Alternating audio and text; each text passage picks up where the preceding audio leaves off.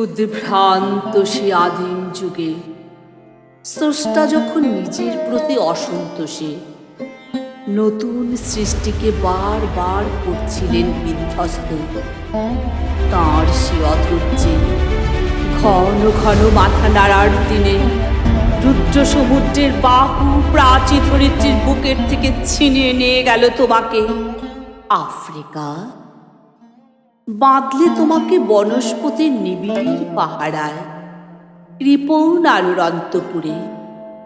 সেখানে নিভৃত অবকাশে তুমি সংগ্রহ করছিলে দুর্গমের রহস্য, চিনছিলে জল স্থল আকাশের দুর্বোধ সংকেত।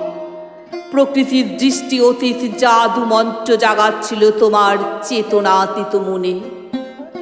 বিদ্রুপ করছিলে ভীষণকে বিরূপের ছদ্মবেশে, শঙ্কাকে চাচ্ছিলে হার মানাতে, আপনাকে উগ্র করে বিভীষিকার প্রচণ্ড মহিমায় তাণ্ডবের দুন্দুবি নিনাদে। আর ছায়াবৃতা কালো ঘুমটার নিচে অপরিচিত ছিল তোমার মানব রূপ, উপেক্ষার আবিল দৃষ্টিতে।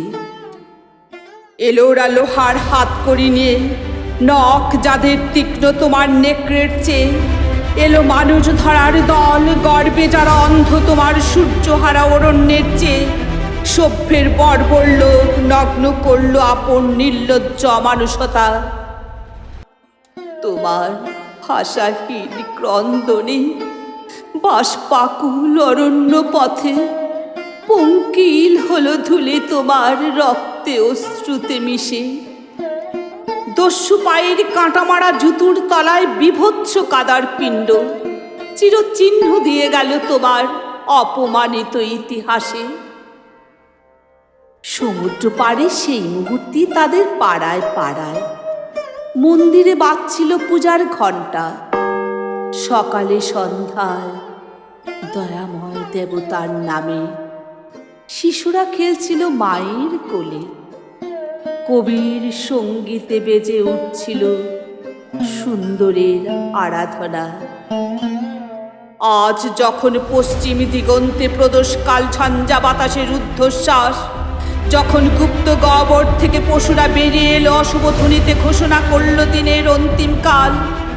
এসো যুগান্তের কবি, আসন্ন সন্ধ্যার শেষ রশ্মিপাতে দাঁড়াও ওই মান হারা মানবের দ্বারে। বলো ক্ষমা করো, হিংস্র প্রলাপের মধ্যে সেই হোক তোমার সভ্যতার শেষ পূর্ণবাণী।